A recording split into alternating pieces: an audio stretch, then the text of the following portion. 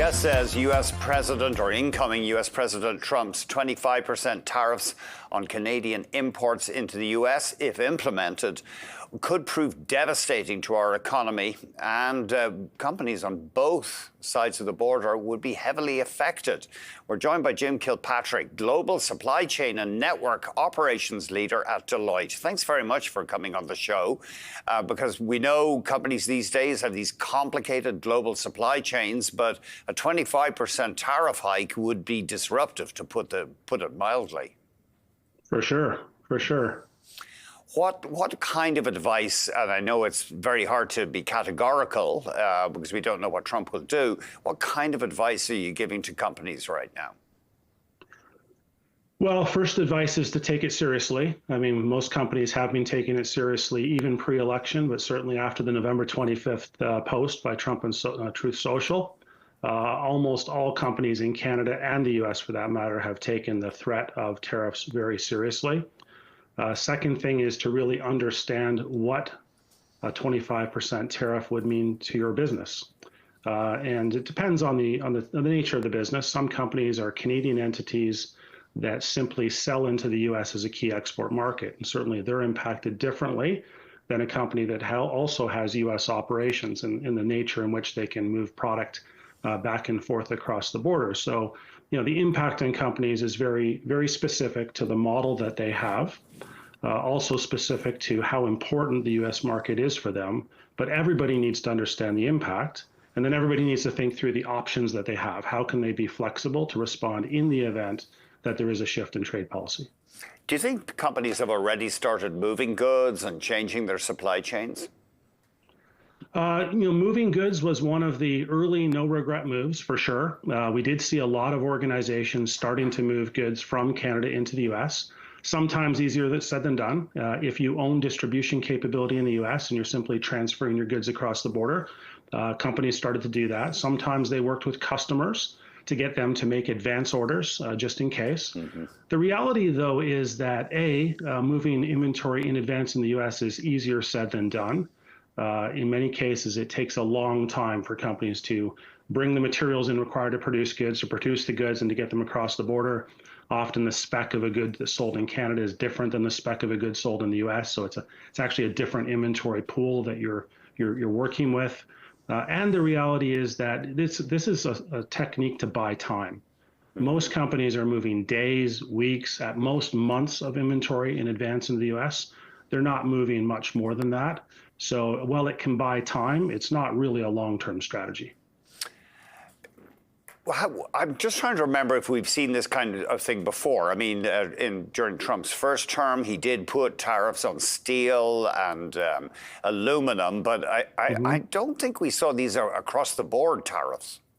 No, this is, I guess the word is almost unprecedented. Certainly we don't know how it plays out, right? So usually tariffs are very specific to a good, at a classification level, across the 8,000 plus classification codes for goods. The tariff is applied at a very specific level. And the tariff is usually applied because of the perception of unfair trade practices. It's really to equalize the playing field. In this particular case, we're talking about a 25% blanket tariff. Now, whether it's a surcharge or just simply bringing all tariffs to 25%, certainly nothing that we've seen before if it rolls out the way we think it will. You'd have to go back to Nixon. So Nixon evoked a similar measure in his power and rolled out a 10% blanket tariff. So it's not the first time this would ever happen.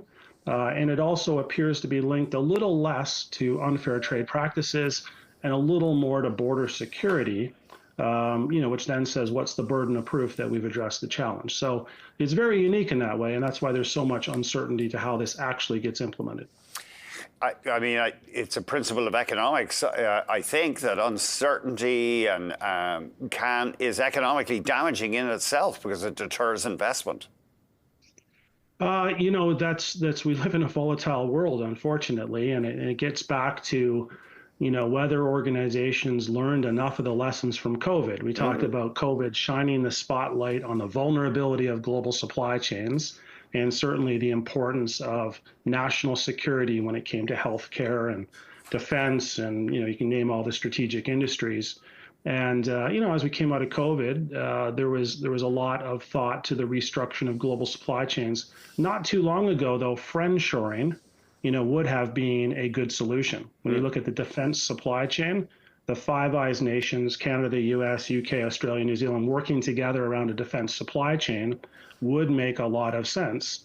And one of the industries that has been in the spotlight is the defense industrial supply chain, and these tariffs potentially applying to those goods. So, again, friendshoring, nearshoring, looked like good strategies not too long ago. Now we're talking about onshoring as probably the only way around this particular type of tariff.